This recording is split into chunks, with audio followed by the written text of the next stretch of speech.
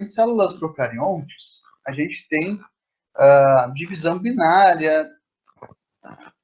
A gente tem, não sei se vocês recordam, mas o DNA de uma bactéria, das células procariontes, é somente um. Não tem 2 DNAs, não tem 3, 4, não. As células procariontes, elas possuem como característica ter apenas uma molécula de DNA, tá? Uma molécula de DNA. E essa molécula de DNA, ela é circular. Tá? Circular é um modo de falar, né? Aqui não dá para ver com circular, mas ela não tem uma extremidade, não tem duas extremidades, tá? Ela tem uma região que a gente chama de ore, que é a origem, né? A origem de replicação, que é onde inicia a replicação do DNA, ou seja, inicia-se a duplicação, a formação de uma nova molécula de DNA. Lembram, pessoal, que para que ocorra a divisão celular, a primeira coisa que deve acontecer, e é essencial que isso ocorra, é a divisão do material genético, é a divisão do DNA. Eu tenho que produzir uma nova molécula de DNA para que as células filhas tenham essa informação, que elas possam produzir suas proteínas. Imagina uma célula não ter DNA, pessoal. Ela vai morrer. Porque como é que uma célula consegue sobreviver sem proteína? A possibilidade de sobreviver sem proteína? Lembram das funções que as proteínas têm nas células?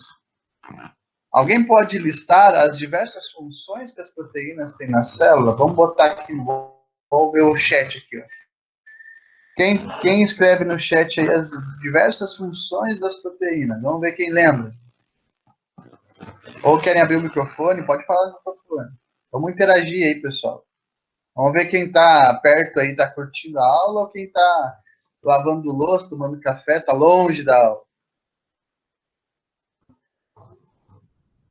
Vamos lá, pessoal. Quais são as funções das proteínas no nosso organismo? Transportar oxigênio.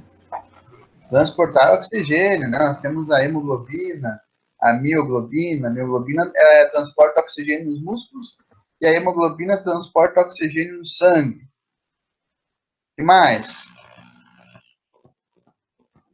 Lembra da membrana plasmática? Fala, Thalys. Os anticorpos? Anticorpos são proteínas que ajudam o nosso sistema imune. Mais? Atua na contração muscular?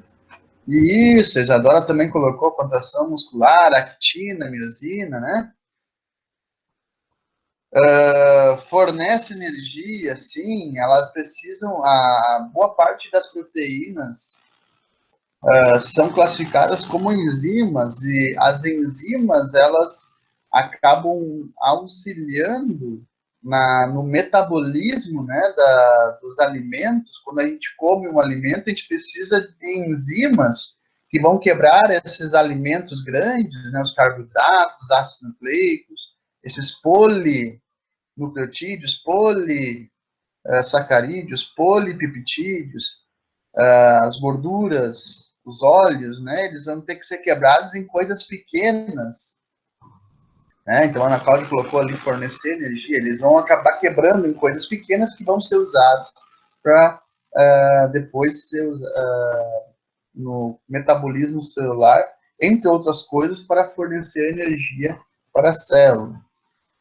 Se a gente lembrar na membrana plasmática, né, como que a água entra e sai pela célula? Como que os íons, como o cálcio, como o sódio, como o potássio, eles entram e saem da célula? Como que a sacarose, a glicose, ela entra dentro da célula? Não é através de proteínas de membrana? Né? Então, as proteínas, elas são super importantes. Agora, imaginem vocês como que uma célula vai sobreviver se ela não herdar material genético, se ela não receber DNA da sua célula mãe. Tem como sobreviver? Não, né, pessoal? Então, tem que ter o primeiro passo que deve acontecer é a replicação do DNA. Tá? Replicou o DNA, nas células procarióticas, essa região órea ela vai para as extremidades e depois, por último, tem a citocinese, que é a divisão da própria célula, do citoplasma da célula, da parede, da membrana plasmática e, no caso das bactérias, elas possuem parede celular também. Tá? Aconteceu a citocinese, eu tenho a formação de duas células filhas. Essas duas células filhas elas são geneticamente idênticas à célula mãe. Tá? Ela simplesmente produziu duas células geneticamente idênticas. Por que geneticamente idênticas?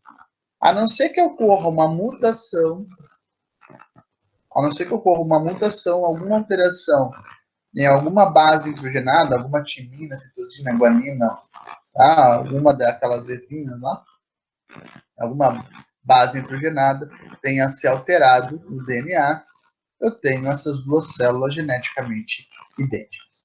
Tá? Pessoal, nas células eucarióticas, ou seja, nos fungos, nas plantas e nos animais, não é bem assim que acontece. Nós temos o ciclo celular. O ciclo celular, eu tenho a fase M, que pode ser mitose ou meiose, e eu tenho uma fase chamada intérfase, tá? Intérfase, que vai ter lá a fase G1, a fase S e a fase G2, tá? Logo após a divisão celular, logo depois da citocinese, bem roxinho aqui, ó, esse roxo, que é a citocinese, que é a divisão do citoplasma da célula, eu vou ter um período de crescimento celular. Esse período de crescimento celular, tá? Ele pode ficar estagnado, tá? A célula pode ficar aprisionada nessa fase G1, ou ela pode produzir uma nova molécula de DNA e entrar para o intervalo G2, que é um aumento considerável de proteína, geralmente proteínas relacionadas à divisão celular, que ela vai se preparar, então, no intervalo G2, na fase G2, para produzir novas células. Tá? A fase S, ela é importante porque na fase S eu tenho a replicação desse DNA. Fase S quer dizer síntese, tá? S de síntese de DNA. Eu estou produzindo um novo quantitativo, estou duplicando. Tá? Se eu tenho, no caso da nossa espécie, logo que ocorre a divisão celular, nós temos 23 pares de cromossomos. Cada cromossomo é uma molécula de DNA. Tá? Logo após que sofre a divisão celular.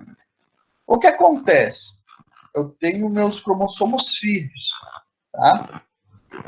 23 que eu recebi da mãe, 23 que eu recebi do pai, ao total eu tenho 46 cromossomos filhos. Ou seja, 46 moléculas de DNA. Concordam comigo? 23 moléculas de DNA que eu recebi da mãe, 23 moléculas de DNA que eu recebi do pai. Soma tudo, dá 46. Na fase S, pessoal, eu vou produzir as minhas cromátides irmãs. Ou seja, cada molécula de DNA vai produzir uma nova molécula de DNA. E aí, em vez de eu ter 46 cromossomos, eu vou ter, na verdade, em vez de ter, em vez de ter 46 moléculas de DNA, na verdade, eu vou ter, após a duplicação, eu vou ter 92 moléculas de DNA, tá? Eu vou ainda manter os 46 cromossomos, só que agora esses cromossomos eles não vão ser cromossomos filhos, eles vão ser cromossomos com duas cromátides irmãs, tá?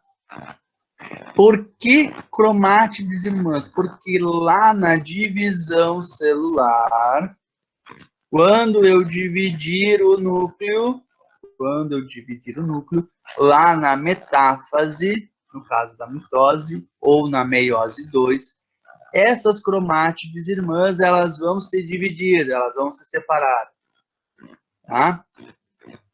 Na anáfase, elas se separam e vão produzir cada uma célula. Tá? E é por isso que cada célula tem um conjunto de informações dos pais. Na mitose, esse conjunto de informações vai ser igual ao dos pais. Na meiose, não. A mitose, eu tenho a manutenção, a meiose, não. Então, só para vocês verem o que eu falei, né? Então, eu tenho aqui um cromossomo, tá? Esse cromossomo aqui ele já está pronto para a divisão celular, para a divisão do material genético, divisão aqui do material genético. Então, aqui eu tenho uma molécula de DNA e aqui eu tenho uma outra molécula de DNA, elas estão unidas pelo centrômero. Tá? Cada molécula de DNA, quando ela está condensada, eu vou chamar ela de cromátide. Então, eu tenho 2 cromátides por cromossomo. Antes de eu dividir essa célula, eu tenho 2 cromátides, formando, então, esse cromossomo. Tá? Quando eu, logo após a anáfase, eu já vou ter cada cromátide dessa, eu vou chamar essas cromátides de cromossomos filhos. Tá? Esse cromossomo tem 2 moléculas de DNA. Assim que eu dividir, cada cromátide vai ser um cromossomo separado. E lá na fase S, na nova célula, essa cromátide aqui, esse cromossomo filho, portanto, vai sofrer uma nova replicação e vai produzir uma nova cromátide. Eu vou ter um cromossomo igual a esse de novo. Ok?